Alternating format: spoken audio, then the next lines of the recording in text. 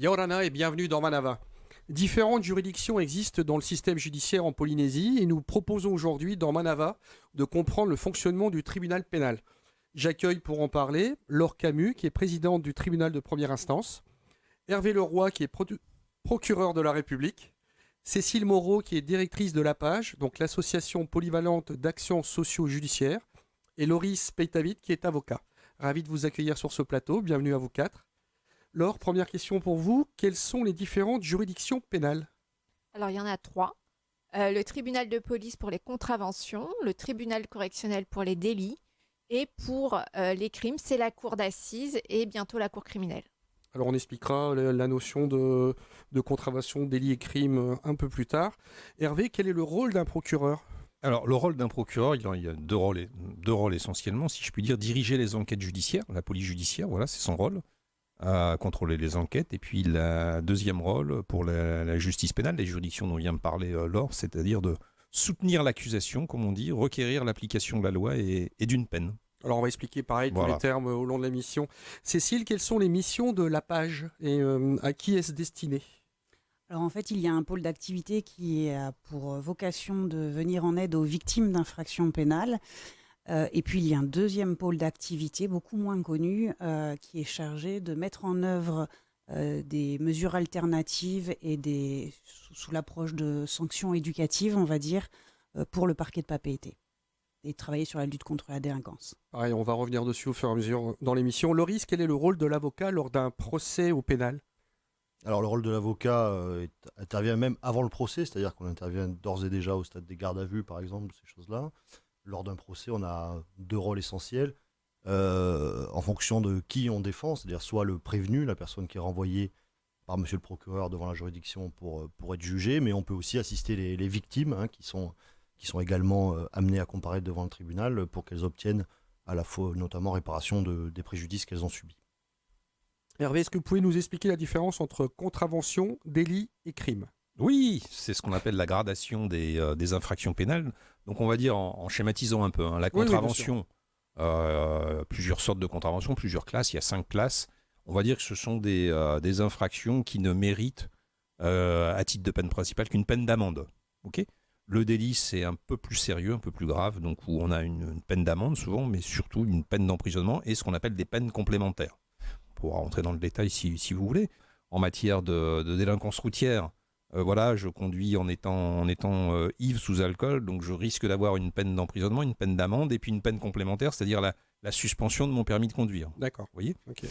Voilà. Et puis ensuite, l'infraction la plus grave, si je puis dire, c'est le crime justiciable de la cour d'assises où on prend souvent soit une peine en deçà de 10 ans qui reste correctionnelle, si je puis dire, mais surtout des peines criminelles au-delà de 10 ans. 15, 20 ans. Voilà, avec effectivement là aussi des peines complémentaires qui peuvent être sérieuses. Laure, quelles sont les différentes juridictions selon l'infraction ? C'est ce qu'on vient de dire, ça dépend de la gravité. Tribunal de police, tribunal correctionnel et cour d'assises. Donc la très grande majorité relève du tribunal correctionnel, où ça va être les peines prononcées jusqu'à 10 ans d'emprisonnement. Tribunal de police, c'est clairement, on y va avec la contravention et on va voir quel montant on va nous donner. C'est ça. C'est ce qu'on appelle tribunal simple de police avant ou ça a toujours été tribunal de police ? Ça s'est toujours appelé tribunal de police. Il y a certaines choses pour lesquelles il y a des fonctionnements simplifiés sur peine, avec des amendes, les timbres-amendes, etc. D'accord. Mais des procédures où il y a des ordonnances qui sont faites par le juge sans qu'on aille à l'audience. Donc c'est des procédures sans qu'on voie le juge. Là, pas besoin spécialement d'avocat. Voilà, sauf si on veut la contester.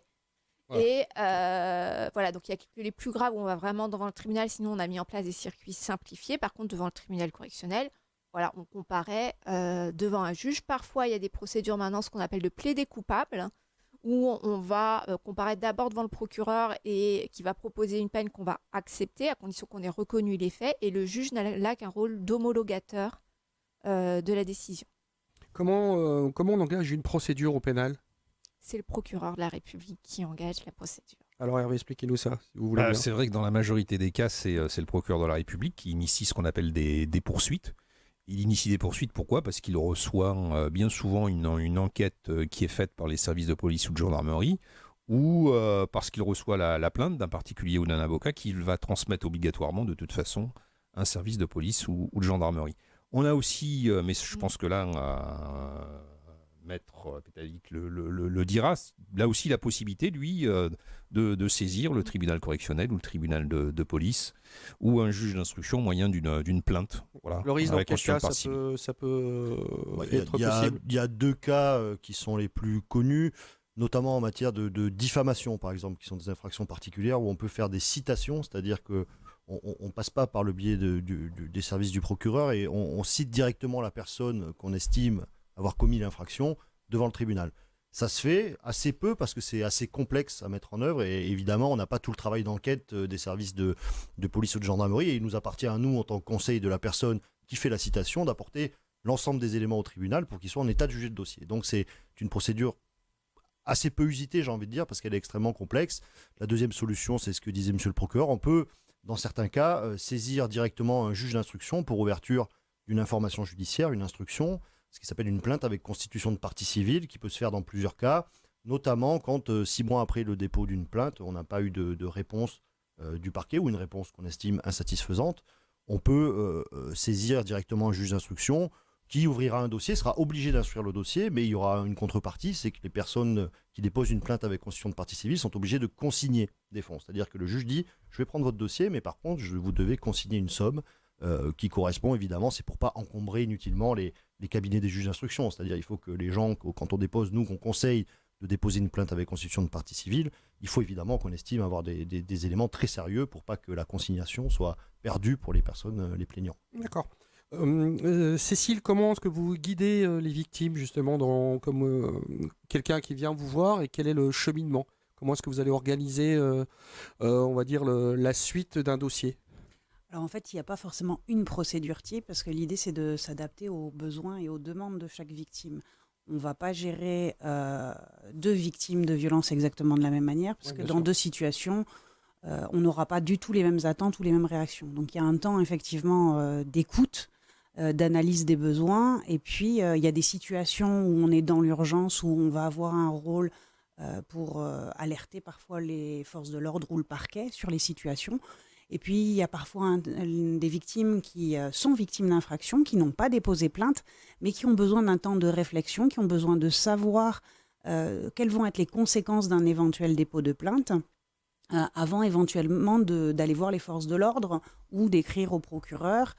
Certaines vont avoir besoin aussi de rencontrer un avocat après nous. Donc, on a un partenariat aussi avec l'Ordre des avocats pour faciliter ce type de mise en relation, les conseils dont elles peuvent bénéficier.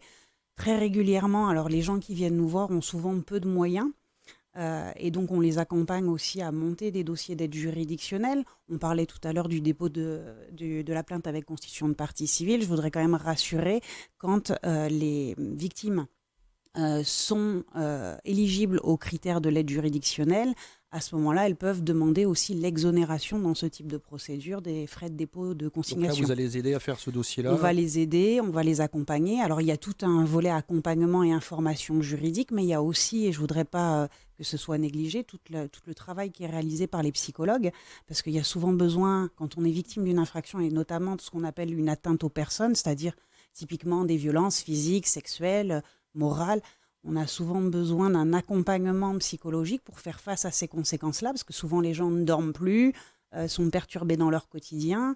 Enfin bref, il peut y avoir un certain nombre de conséquences. Et puis il y a des décisions à prendre qui ne sont pas toujours faciles, notamment en matière de violence intrafamiliale. Donc le suivi psychologique est important. Et enfin, on a aussi, en fonction des dossiers qui nous arrivent ou qui nous sont parfois confiés par le procureur de la République, la mission d'évaluer la situation de dangerosité dans laquelle la victime peut être pour éventuellement recommander ou pas la mise en place d'un dispositif de protection. Très complexe. Donc on vient vous voir, on se pose, on vous donne les tenants aboutissants et vous nous guidez. Voilà, c'est un peu l'idée. Hervé, quelles sont les alternatives au procès? Sur quoi vous basez-vous pour prendre votre décision? J'ai vu médiation pénale, avertissement pénal probatoire, ce genre de choses. Bah oui, c'est vrai qu'il faut préciser cette chose-là, c'est que souvent dans l'esprit des gens, il y a soit le procureur classe sans suite, c'est vrai que c'est un mode, si je puis dire, de gestion des affaires pénales. On classe sans suite parce que les éléments constitutifs de l'infraction ne sont pas là, ou on peut aussi classer sans suite parce que c'est l'opportunité du procureur de la République, mais c'est très rare. Je dis les choses comme elles sont classement pour inopportunité des poursuites sont extrêmement rares. Et on a des réponses pénales, il faut que les gens le sachent, sous forme d'alternative aux poursuites, ce qu'on appelle la troisième voie. Et ça constitue une part non négligeable des réponses pénales, à peu près 50%. Vous voyez, 50% de poursuites devant le tribunal correctionnel et 50% de mesures alternatives. Alors les mesures alternatives sont de différentes sortes. On a recours à des délégués du procureur de la République, qui peuvent être des personnes physiques ou des associations comme la PAGE, la prévention routière. Et puis là, on a toute une palette de réponses pénales. Par exemple, payer une amende de composition pénale, ce qu'on appelle la procédure de composition pénale, faire un stage de citoyenneté. C'est-à-dire qu'au lieu de se retrouver avec un jugement qui pourrait être soit alors d'ordre financier ou alors peut-être du sursis ou de la prison, vous allez décider que la médiation pénale est la solution et ça va éviter de trop en rajouter peut-être ? Absolument, c'est le but de la mesure alternative aux poursuites. Ça s'adresse à un public qui a commis un délit, bien évidemment, mais qui pour autant regarde la nature du délit en question ou de sa personnalité. C'est peut-être la première fois, absolument. Il y a tout ça qui est pris en compte. Ça s'adresse effectivement à ce qu'on appelle en général des primo-délinquants, c'est-à-dire qui ont fauté, passez-moi l'expression, pour la première fois, et qui ne méritent pas d'aller, passez-moi aussi l'expression, encombrer le rôle du tribunal correctionnel, parce que vous l'ignorez pas, le tribunal correctionnel de Papeete est assez dynamique, actif, donc il faut soulager ce rôle et éviter à des gens d'aller au tribunal correctionnel parce que, encore une fois, payer une amende de composition pénale, réparer le préjudice subi par la victime, suivre un stage de citoyenneté ou de sensibilisation aux dangers des produits stupéfiants ou aux violences conjugales, c'est nécessaire. Il y a toute une palette, une gradation. On ne va pas, dans un premier temps, utiliser le marteau pour une personne qui a fauté pour la première fois, qui a eu un différend avec son voisin, où il y a eu des échanges de coups. C'est mesuré, quoi. Voilà, tout à fait. Loris, est-ce que c'est vous qui demandez au procureur, alors au procureur, au juge, là il faut m'aider, est-ce qu'une médiation pénale soit prononcée ou c'est un choix du procureur ? On aimerait bien pouvoir le demander, mais malheureusement, le parquet, monsieur le procureur, a ce qu'on appelle, et ce qu'il disait tout à l'heure, l'opportunité des poursuites. C'est-à-dire que le parquet a seul le choix de l'orientation pénale qu'il donne à une situation. Mais vous ne pouvez pas le demander. Alors, on essaye parfois de souffler. Non, mais on peut pas. Non, on peut pas le demander. Après, il est vrai que on connaît en fonction des situations, effectivement, comme le disait monsieur le procureur, en fonction des situations, on sait que ça peut être orienté dans cette voie-là. Notamment pour des petits conflits. Vous avez aussi des infractions pénales, mais qui relèvent aussi parfois du civil. Donc nous, on est toujours favorable à ces alternatives, puisque non seulement ça n'encombre pas le tribunal qui est déjà très encombré, et c'est vrai que renvoyer les gens comme ça devant une grande juridiction pour une première infraction, etc., souvent pour des faits où peut y avoir derrière, on a beaucoup ici notamment des conflits fonciers qui sont latents et qui peuvent engendrer en tout cas des infractions pénales. Bon, il y a aussi, je crois, du côté du parquet, une volonté d'apaisement. Il faut que la justice serve aussi à apaiser les tensions et pas à les relancer. Vous avez l'expérience, j'imagine que vous savez à quel moment ça peut être de la médiation pénale et un autre moment où de toute façon ça ne sera pas le cas. Oui, tout à fait. La PAGE, on en parlait tout à l'heure, Céline, en fait, donc la PAGE est une des délégués du procureur. Ouais, voilà, donc vous mettez en application ce genre de choses. Alors juste le suivi. Oui, pour préciser quand même, la médiation pénale est la mesure à laquelle il est le moins fait recours. C'est-à-dire que la médiation pénale déjà est très encadrée, elle ne peut pas intervenir dans un certain nombre de conflits, et notamment dans les conflits en matière de violence conjugale. Bien sûr, oui. Le parquet de Papeete a décidé de confier à la PAGE les alternatives aux poursuites concernant le contentieux des infractions à la loi sur les stupéfiants notamment et sur le contentieux violence intrafamiliale. Donc effectivement, depuis 2009, on met en œuvre les alternatives aux poursuites dans ce champ-là. Essentiellement pour les individus mis en cause sur Tahiti et Moorea, puisqu'ils ont des délégués du procureur, personnes physiques aussi, notamment dans les îles. Quoi qu'il en soit, ces mesures, elles sont vraiment adaptées, puis au-delà de simplement désencombrer les juridictions, parce qu'on a quand même des dossiers avec des situations qui sont réellement problématiques, ça permet aussi d'intervenir assez tôt après la commission de l'infraction, puisque le tribunal, tout le monde le sait, est assez encombré. Les délais d'audiencement peuvent être plus ou moins importants en fonction des périodes, donc ça permet de réagir rapidement et surtout de manière adaptée, parce que le champ des mesures qu'il est possible de proposer à l'appui d'une mesure de composition pénale, puisque c'est celle qui est la plus à laquelle il est le plus recouru et qui est contrôlée par la validation d'un juge aussi, c'est intéressant. Les mesures sont très nombreuses. On parlait de l'amende, on parlait des stages, mais il y a aussi les possibilités de contraindre quelqu'un à aller voir un soignant, par exemple. Des suivis médicaux, psychologiques et ainsi de suite. C'est ça. Et puis après, ce sont des engagements sur une période qui peut aller jusqu'à 1 an. C'est-à-dire que l'exécution de la mesure, derrière, donc le suivi médical peut être exécuté pendant 1 année si la personne a un problème, par exemple, de consommation de produits stupéfiants ou de consommation d'alcool excessive.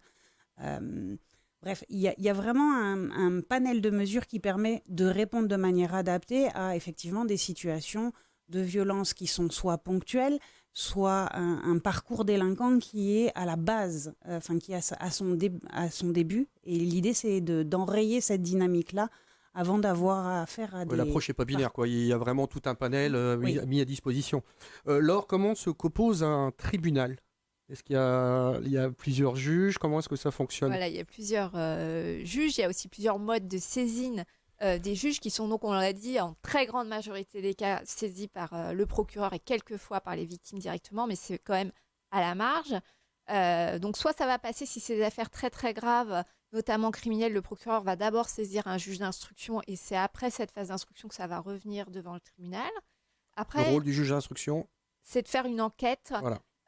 Mais plus approfondie, avec une phase de contradictoire où les prévenus peuvent aussi faire des demandes d'actes, etc. Donc avec gendarmerie, enquête qui est faite, on vous amène un dossier plus complet et très, en fait, on est saisi très plutôt détaillé. au début par le procureur et c'est au juge d'instruction cette fois-ci qui va contrôler l'enquête, alors que normalement les enquêtes sont en général contrôlées par le procureur de la République.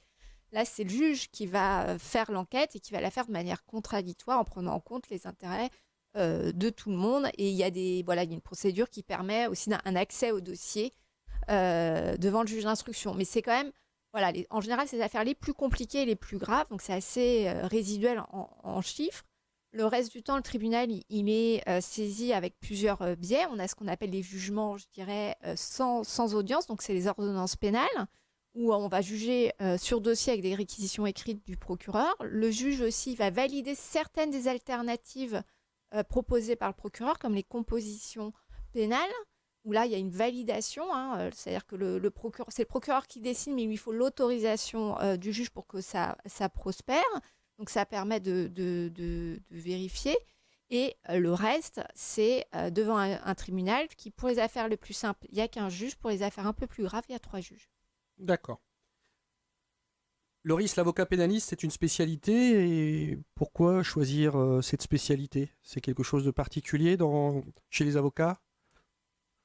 C'est toujours un peu particulier de faire du droit pénal, évidemment, de la défense pénale en tout cas, ou de la défense de victimes d'ailleurs. Il faut déjà être assez à l'aise devant un tribunal, j'ai envie de dire, puisque c'est vous savez, il y a des spécialités quand on est avocat où on plaide pas du tout. On ne va pas au tribunal, on fait du conseil, etc. Quand on est avocat pénaliste, on est effectivement... Vous êtes amené à plaider. On est amené à plaider tous les dossiers, j'ai envie de dire. C'est une matière très technique, le droit pénal. On se dit parfois, oui, non, mais ils vont à l'audience, ils plaident, etc. Mais c'est une matière qui est extrêmement complexe, notamment au niveau de l'instruction, comme le disait Madame la Présidente à juste titre. Donc c'est une matière technique et c'est une matière où il faut s'engager, puisqu'on est souvent, parfois d'accord avec Monsieur le procureur, mais souvent pas d'accord. Donc on est souvent adversaire, c'est-à-dire que quand on défend quelqu'un, le procureur représente la société, nous on défend les intérêts de notre client. Et effectivement, c'est une matière où il faut avoir aussi du courage pour se lever devant la juridiction et défendre une personne qui est prévenue de plusieurs infractions. Donc, est-ce qu'on a le droit de se présenter au tribunal pénal sans avocat ? C'est pas interdit. C'est pas interdit, tout à fait. Donc la réponse veut dire que c'est très franchement déconseillé. Écoutez, ça dépend des affaires. Comme on disait tout à l'heure, pour les alternatives aux poursuites, les gens se présentent majoritairement sans avocat. On n'y va quasiment jamais. Mais pour des affaires, je ne peux pas vous dire autre chose que des dossiers extrêmement complexes où vous avez des milliers de pièces et où l'enjeu, il y a quand même un enjeu qui est colossal, puisqu'on parle à partir du tribunal correctionnel, on commence à parler de privation de liberté, de peine de prison ferme. Oui, donc vaut mieux y aller avec un professionnel. Donc il y a un enjeu qui est important et les gens le savent d'ailleurs. On est régulièrement consulté et on défend beaucoup devant le tribunal correctionnel. Hervé, comment est-ce que vous préparez votre réquisitoire et expliquez ce qu'est un réquisitoire, si vous voulez bien. Un réquisitoire devant le tribunal correctionnel. Je parle que le tribunal correctionnel, on est d'accord pour les délits. Déjà, ça consiste au préalable dans son bureau, si je puis dire, en même temps que la présidente, de lire le dossier. Et puis ensuite d'exposer devant le tribunal de façon orale que l'infraction est constituée, que la personne déférée devant le tribunal est bien la bonne personne, d'une part, et que d'autre part, elle a bien commis les faits, et ensuite de requérir une peine en fonction de la gravité objective, encore une fois, des faits qui sont reprochés, et puis ce qu'on appelle de la personnalité, c'est-à-dire du casier judiciaire ou des précédents qui ont pu être recueillis par les gendarmes ou les policiers. Est-ce que dans d'autres émissions, on a découvert qu'il y avait un code civil pour la France et un code civil qui est adapté à la Polynésie? Est-ce que c'est la même chose pour le code pénal? Non, alors, le code pénal général est applicable en Polynésie française comme sur l'ensemble du territoire de la République. Après, on a des codes, passez-moi l'expression, des codes pénaux techniques qui, là, relèvent de la législation pays. Est-ce que vous pouvez faire appel de la décision? Oui, bien sûr, c'est le principe. Donc c'est vous qui donnez la décision? Le tribunal Le statue, tribunal, voilà. et après, soit le prévenu, soit le procureur peuvent faire appel s'ils ne sont pas d'accord avec la décision rendue par le tribunal. Et quand l'appel est demandé, est-ce que vous demandez la même peine ou alors est-ce que c'est alourdi? Comment est-ce que ça fonctionne techniquement? Alors, c'est effectivement, c'est le grand principe souvent, quand un prévenu a été condamné et qu'il n'est pas satisfait de la peine qui a été prononcée, fait appel. Moi, comme on dit dans le jargon, c'est-à-dire je fais appel également pour permettre à la cour d'appel d'être saisie de l'ensemble du dossier. Et la cour d'appel peut prononcer une peine plus importante que celle qui a été décidée en première instance, ou au contraire amender, c'est-à-dire rabaisser vous pouvez aussi considérer qu'en appel, vous allez demander une peine plus... Ah non, je vous parle de la décision des conseillers de la cour d'appel. Non, en général, si vous voulez, on est assez cohérent au parquet, que ce soit au parquet de première instance ou au parquet général. Si vous avez demandé, je dis n'importe quoi, 5 ans, vous n'allez pas dire en cour d'appel 3 ans. Ça peut arriver, pourquoi pas, mais c'est assez rare quand même. Épiphénomène. Laurie, est-ce que vous conseillez à vos clients parfois de ne pas faire appel? Évidemment, mais de faire appel aussi, ça dépend. Oui, mais ça Alors fonctionne après, dans les deux sens. il existe une espèce d'idée générale que il faudrait pas faire appel parce que la cour d'appel elle est plus sévère. C'est pour ça que je pose la question. C'est pas du tout vrai. La cour d'appel, c'est vraiment on refait le match. On refait le match. On refait le jugement, on refait l'affaire en intégralité. Évidemment qu'on conseille de ne pas faire appel quand on estime que la peine prononcée par le tribunal est adaptée, mais évidemment aussi quand on estime que la peine est trop importante ou en tout cas disproportionnée, on conseille l'appel. Alors la décision, mais c'est pour comprendre, la décision, c'est la personne qui va la prendre ou c'est vous? Parce qu'au dernier, nous on agit, on a un mandat de nos clients, donc voilà. On les représente. Évidemment je ne fais pas appel si mon client ne veut pas faire appel. Ça c'est quelque chose de. Et si lui veut faire appel et vous non? Ça se discute. Voilà. Mais en principe, vous savez, ça fait quelques années que je fais ce métier. Bon, les gens nous écoutent. Je veux dire, quand on essaye de donner des conseils, vous voyez, on fait pas des appels pour faire appel. Il faut vraiment qu'il y ait des moyens. Parfois, on peut être sur l'orgueil, sur l'émotionnel, et on n'est peut-être pas très cohérent. C'est l'avantage d'avoir un avocat, je pense, c'est que nous, nous, on ne travaille pas sur l'orgueil, sur l'émotion, etc. On travaille sur un dossier, sur des éléments qu'on connaît, sur une jurisprudence qu'on connaît aussi bien. Et en principe, moi, j'ai jamais eu de désaccord avec mes clients. Ou si j'ai un désaccord, je conseille aux gens de prendre un autre avocat. Voilà. D'accord. Laure, quel suivi est fait après les sanctions et par qui? Alors en fait, sur certaines peines qui sont prononcées par le tribunal, certaines, ça va être le procureur qui va se charger de l'exécution, donc en transmettant aux impôts, par exemple, pour les amendes. Mais pour beaucoup, maintenant, il y a des juges de l'application des peines qui vont suivre, parce qu'il y a beaucoup de peines avec un suivi derrière, donc soit un suivi, ce qu'on appelle un suivi en milieu ouvert, donc avec des juges d'application des peines, avec le service pénitentiaire d'insertion et de probation, donc c'est un service qui dépend de l'administration pénitentiaire, dont le rôle est de se charger à la fois de réinsérer les gens, mais aussi de vérifier qu'ils respectent les obligations et interdictions fixées par le tribunal, qui va par exemple fixer souvent des obligations de travailler, des obligations d'indemniser la victime, des interdictions de contact avec par exemple une victime de violence conjugale. Donc tout ça, c'est ce qu'on appelle les suivis en milieu ouvert, qui peuvent être très divers. Il y a aussi le travail d'intérêt général, qui est très souvent prononcé en Polynésie, puisque c'est une peine où on a beaucoup de communes qui sont partenaires, donc c'est quelque chose qui marche très bien en Polynésie, donc c'est souvent prononcé par le tribunal, et c'est vrai que les gens les exécutent, donc voilà. Et les juges d'application des peines interviennent aussi en prison.